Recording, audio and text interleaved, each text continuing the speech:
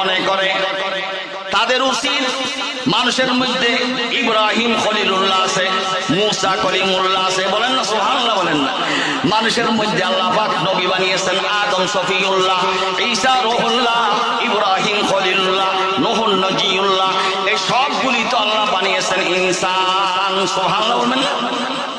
কোরআনে পাকের আয়াতের মধ্যে আল্লাহ পাক ইরশাদ করেন, ওয়াইদ ক্বালা রাব্বুকা লিল মালাইকাতি ইন্নী খালিকুম বাশারাম মিন তিন।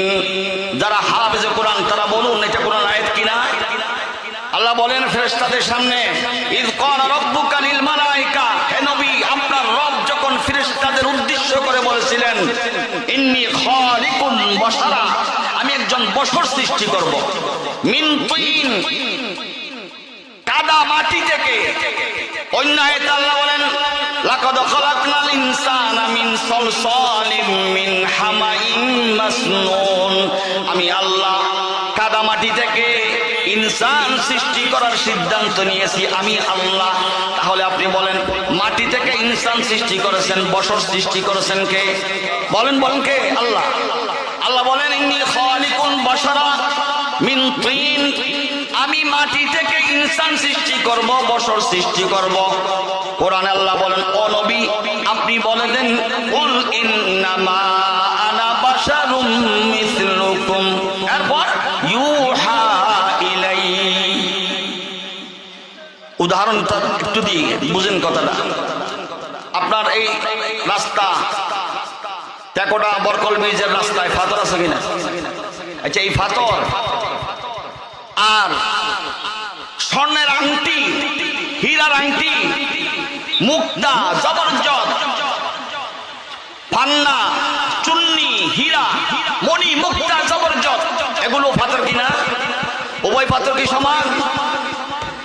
আমার কাছে আপনার কাছে মানুষ হতে পারে, আমার কাছে আপনার কাছে ওহী আসে না, ওহী কার কাছে আসে?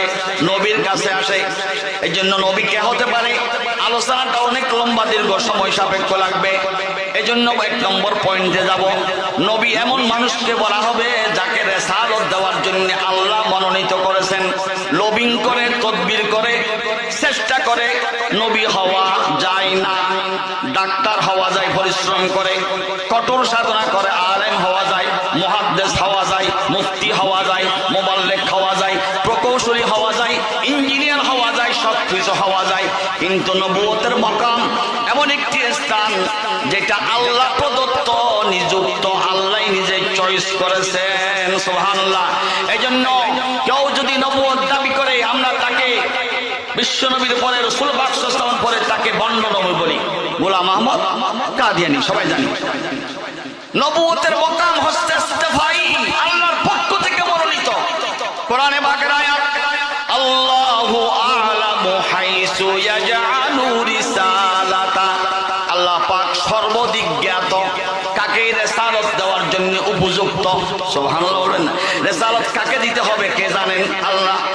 অন্য আয়াত আল্লাহ ইরশাদ করেন আল্লাহু ইয়াসতাফি মিনাল মালাইকাতি রুসুলান ওয়া মিনান নাস, আল্লাহ ফেরেশতা এবং ইনসান থেকে কাকে রিসালাত